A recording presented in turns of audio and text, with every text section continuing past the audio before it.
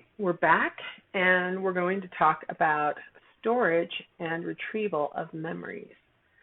All right, so how do we store information? So we went from the sensory memory, right, where events are out in the world and they enter sensory memory.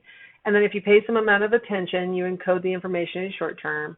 If you pay enough of attention, and hopefully you'll do it with one of those deeper processes that I mentioned, visualization or organization, something like that, then you can transfer information into long-term memory. And then we ultimately can retrieve it for later use. How do we store information long-term? Well, our long-term memory is not like a computer hard drive. That's where the Atkinson and Shiffrin model really fell apart. Our memories are not organized in some kind of disk or something like that. Our memories are stored in neural networks where neurons are making connections with each other. Those connections, those synapses, are where the memories are actually stored. So one big difference between your memory and a computer's memory is that your memory never gets full. You never will run out of storage space. You'll never need an upgrade because you're starting to run too slow. You never get full. When we store new memories, our brain accommodates that by forming new connections between your existing neurons. You don't have to make a new neuron. Each neuron doesn't hold only one memory. It's the synapses that hold the memories. So remember when we talked about brain structures, we talked about how your entire life you're growing new dendrites. Your terminal fibers of your axon can make connections with neighboring dendrites that may reach out to collect that information because of, signals that are being sent out by that neuron. So when you need to store a new memory, you will grow new connections. That's what you do to represent information. So when you have stored an explicit memory, you can retrieve that on demand. The kinds of things that you explicitly process would be things like facts. We were talking about, names of presidents previously. Those kinds of things, those are explicit memories, that you know that information. Stories that you can tell, information that you can share with other people. Meanings of words would be an explicit memory, understanding what somebody's saying to you, choosing what word you want to utter. Basically, you could characterize explicit memories as all the things that you know that you know. So you know that you should be able to retrieve your phone number. You know that you know your address. These are all things that you can actually declare. You can say out loud. So we oftentimes call explicit memory our declarative memory store. It's handled by the hippocampus. As you guys recall, the hippocampus is part of your limbic system. The hippocampus holds new information before sending it up to the cerebral cortex for consolidation. You see in the picture on the right that there are these white circles all over the cortex. That's supposed to be representing places where memories might be stored. Don't interpret too much about location because memories can be stored anywhere in your cerebral cortex. The idea is that the information starts in your hippocampus. It's held there some amount of time. Could be, up to 30 seconds, maybe even as much as a month. Information will be renewed and regenerated over and over again in the hippocampus before transferring up to long-term memory, being consolidated. So when we say consolidation, what we're talking about is moving the information up to the other parts of the brain, the cerebral cortex, for long-term storage. Most of this consolidation occurs during REM sleep. So it's really super important that you get adequate REM sleep when you're learning new information, when you're trying to store new information, which is pretty much all the time. You're always encountering new information in life. But those of you who are students absolutely need adequate REM sleep so that you can store new information in your long-term memory.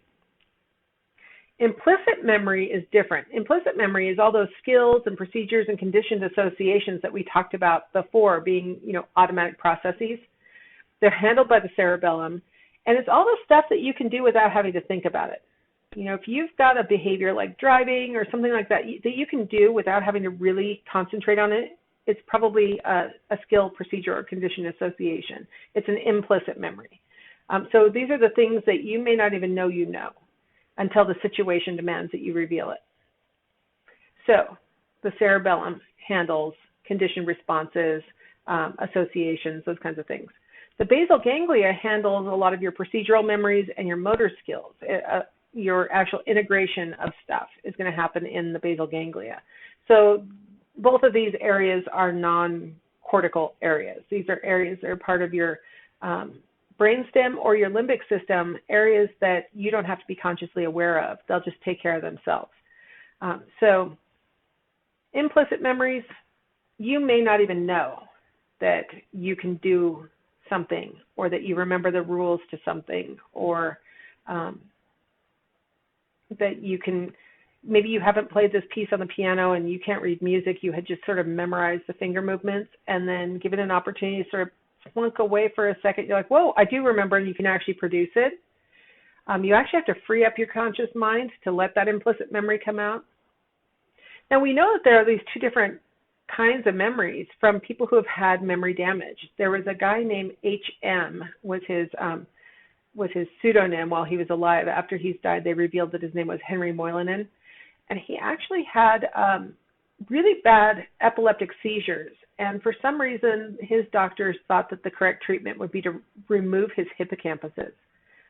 I don't know what made them think that. This happened back in the 50s, and that is not the surgical treatment for epilepsy, but they removed his hippocampuses not knowing what they did, and what that caused was him not being able to transfer new information into long-term memory. So for his whole life, he couldn't learn new information. So he was hanging around with a memory researcher named Daniel Schachter, and Schachter wanted to find out, well, what kinds of memory were impacted by the loss of the hippocampus. So he would take H.M. golfing, and what H.M. couldn't remember, the kinds of, the times when you would notice there was something wrong with his memory, was when he wouldn't remember who had already taken their turn, or what hole they were on, or whether he'd already written down the score or not. Like those things, recalling what has happened, he couldn't do. But apparently he had not been a golfer before he started hanging around with Daniel Schachter. And so over the course of the times that they were going out and playing, he got better. His swing improved, like the actual procedures got better, his skills got better. So he was able to acquire the skill of golfing while still saying, wow, I've never golfed before, every time they'd arrive, right? Every time they'd show up at the golf course, he'd say, well, this is going to be fun. I've never golfed before. This will be really fun. I hope you guys don't mind. I'm not going to be very good. I've never golfed before. So he had no recollection of ever having done it before, but he got better over the time that they were doing it. So his procedural memories were intact. His implicit memories were intact. What was not intact was his declarative or explicit memories. So that brings us to the issue of memory retrieval, right? So we have these different kinds of memories stored in our brains in probably different areas and stuff. How do we get, especially those declarative or explicit memories, out of our memory banks? One way that we can test whether you have something stored in your memory is to give you a recall test. So if I ask you, what is your phone number, that's a recall test. So that's one way to know. Now you can imagine that's a pretty tough way to prove that something's in your memory, because you have to generate possible numbers that might be in your phone number, decide among them whether they're the right ones or not. I was just having a conversation with my son about what our old home phone number used to be before we moved. And he had that old phone number for 16 years of his life, and he's only 23. So basically, let's just say his whole life, that was his phone number.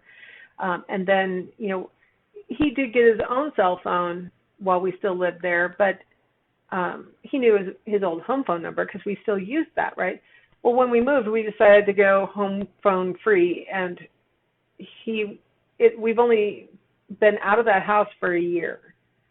And he goes, I was trying to remember our old home phone number the other day, and he said I'd start the area code, and of course we've moved out of that area code, but our cell phones still have that same area code. Like, we kept our same numbers, right? So he goes, I'd start with the area code, and then I'd get stuck in a loop of saying your cell phone number or my cell phone number, or I'd get stuck in a loop and I can't remember the next three numbers, right? Like, that's really difficult if you can't get a cue that'll kickstart you. Retrieval is really difficult. That's basically my point with that. You know, if you don't have a good cue, recall is really tough. A little bit simpler is recognition. If you're given a choice, which of these four phone numbers is your old home phone number? I'm pretty sure he would have recognized it, no problem. Because you don't have to generate the numbers, you just have to recognize the numbers. So recognition is considered a simpler, almost more automatic kind of memory, because all you have to do is look for the one that's familiar. So the multiple choice tests that you take in my class are examples of recognition. You just have to recognize which one you've seen before, which is a really good time for me to mention a test-taking strategy. When you take a multiple choice test, your best strategy is to read the question and then don't look at the options. Think to yourself, what's the answer to this question? Right? So there's a prompt, there's an example, there's something that is cueing you. Try and think of the answer. Make it a recall task rather than a recognition task. Because sometimes when people take multiple choice tests, particularly in psychology classes, they can talk themselves into any of the distractors. They say to themselves, well, that looks right, that looks right, that looks right. These are trick questions. They all look right. If you instead generate what you know to be the right answer and look for something on the list that is as close as possible to that right answer, you'll do a better job. You'll be more likely to be correct. So, little test-taking strategy. Don't rely on the question, the correct answer standing out and waving its arms and clearly being different from the distractors. Because the distractors need to be close enough, especially those of you taking an online class. I need to know that you really read your material and did all the assignments and really know. So the distractors need to be kind of viable, but you need to know the material well enough to recognize this one is clearly the correct answer. So try generating in a recall strategy before you recognize. All right, so relearning is another way that we can determine whether you know something. So we can teach you some information, wait some amount of time since that training, and then try and train it to you again. And if you remember some of it, you'll learn the material faster the second time. That's called rapid relearning. So here's Ebbinghaus again. He taught himself a list, taking different repetitions for each list. So across the x-axis, we see how many repetitions he gave himself on day one of the list that he was learning. On the y-axis, we see how much time it takes him to relearn the list on day two. And so you can see the more repetitions he did on day one, the fewer minutes he had to spend relearning the material on day two, implying he knew it better after more repetitions than he did after fewer repetitions on day one. So testing how long it takes you to relearn something is a really good way of knowing how well you knew the material in the first place. When I was in high school, I took 3 years of Spanish, but I didn't take it my senior year because it conflicted with other things. So I missed out on year 4 of high school Spanish. So when I went to college, I decided I was going to minor in Spanish, and I thought, I really haven't used my Spanish in a long time. I better just start at the beginning and, because I don't even really remember anything but like the alphabet practically. So I took the introductory class, and 1 quarter of college Spanish is equivalent to 1 year of high school Spanish. So I took my first quarter, and I knew all of that stuff. I mean, I learned it so easily and so quickly.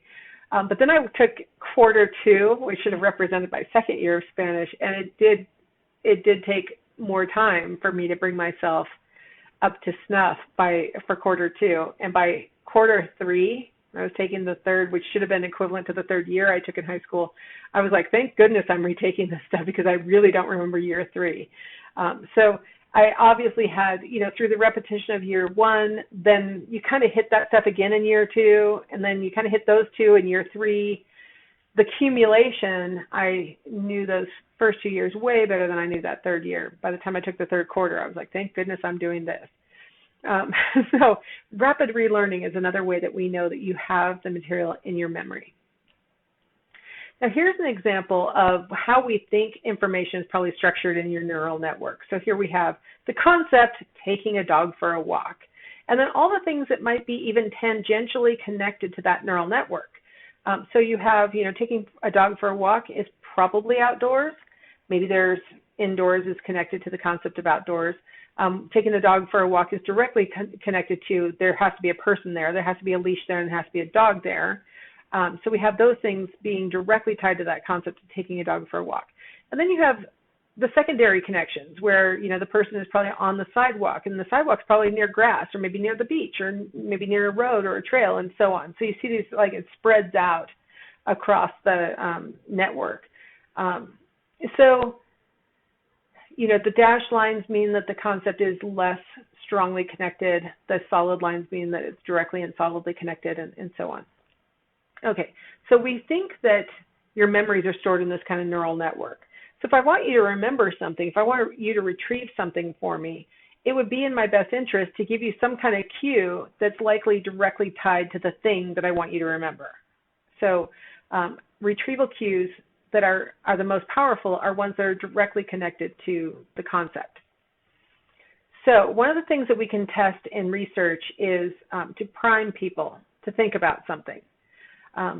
So if I get you thinking in a particular part of your neural network by priming you, it's like priming a pump. You have to pump it up and down a bunch of times before water will ultimately start to come out. Your memory is kind of like that too. If I can kind of activate associations that you might have, then you're sort of already in that area of your brain, already having had some recent activations, and it increases the likelihood of retrieval. So, a priming example.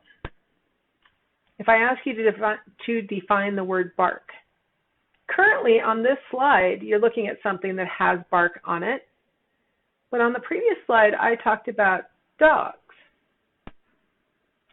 Which one was the prime? Well, I talked about that dog walk pretty elaborately. I got you thinking about dogs. So when I ask you to define the word bark, there's a high probability that you thought of something that a dog does, rather than the thing that's in front of you, which is this picture of this tree that has bark on it.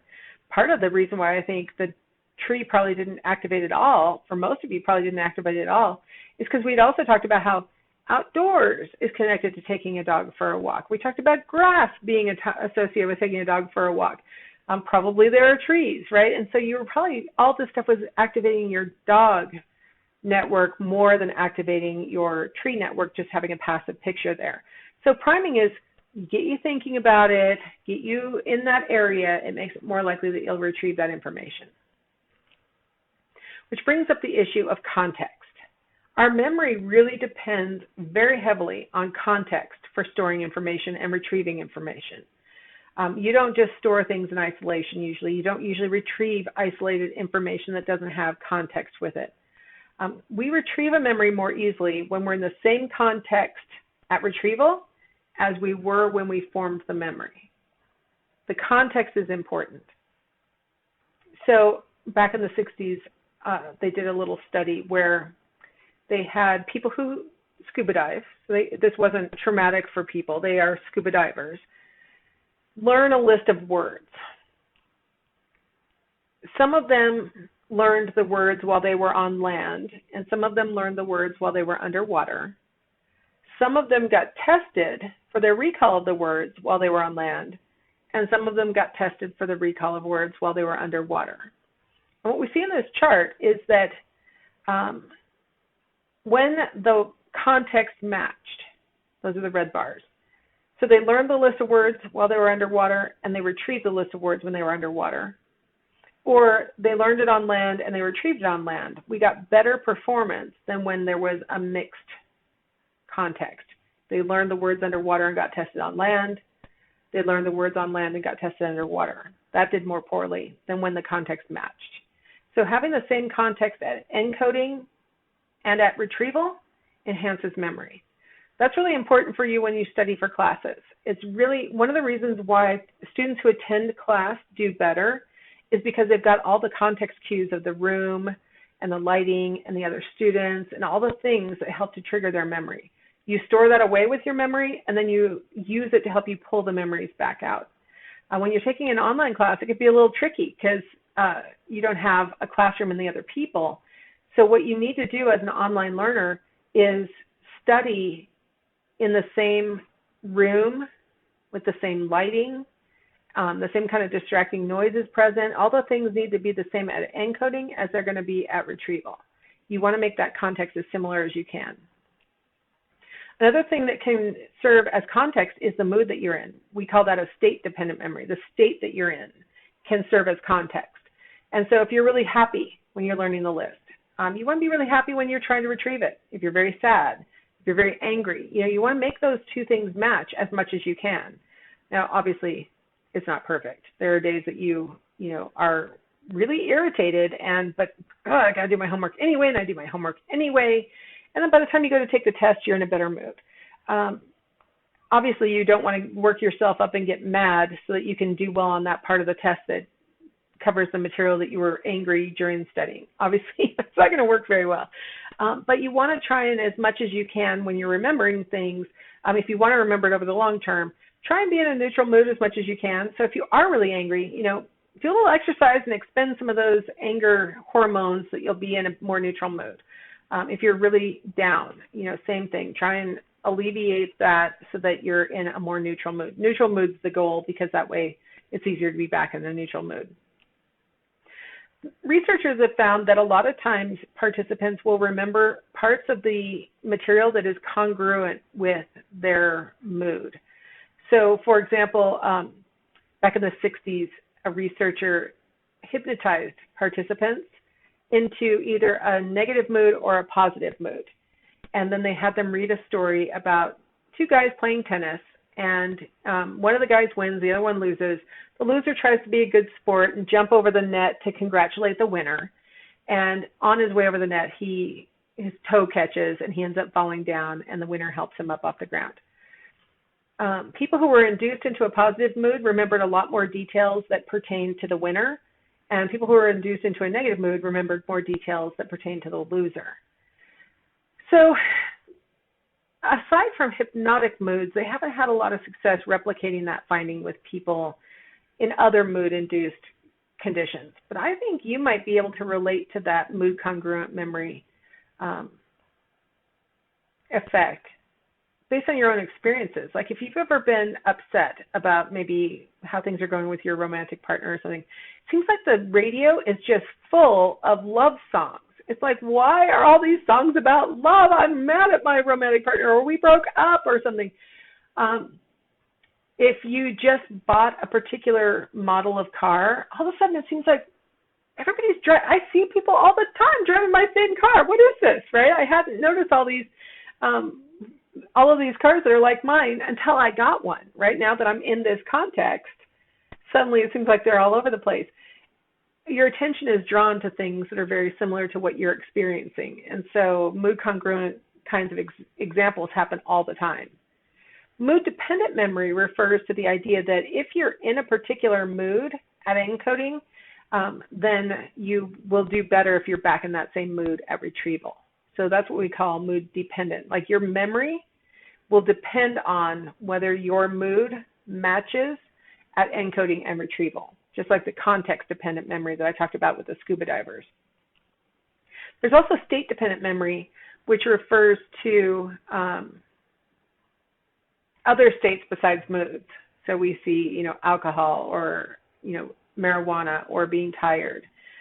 Those states also serve as context. And so if you're really tired while you're studying, you actually will do better on the test if you're tired again when it's time to take the test. I'd like to flip that the other direction, though, and say, if you're well-rested while you're studying, you need to be well-rested when you take the test, right? You want to be in the same basic state. I would like to argue not drunk, not high, and not really tired is best for studying and retrieval. So that's my argument. All right, let's take a break here, and I will come back and talk about those times that we don't remember things that we want to remember.